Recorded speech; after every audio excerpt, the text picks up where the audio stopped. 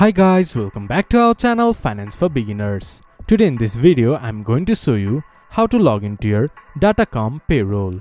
To do so, follow some simple steps with me. First of all, open your browser, then go to your default search engine. Then search Datacom Payroll Login.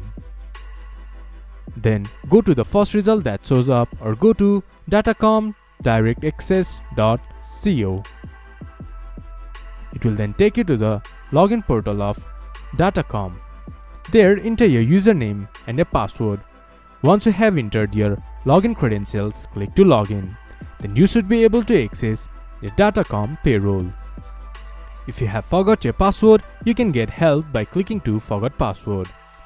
This much for today's video. If you guys find our video helpful, please leave a like and comment. And do not forget to subscribe our channel and hit the bell icon. I'll see you guys again in our next video. Thank you for watching.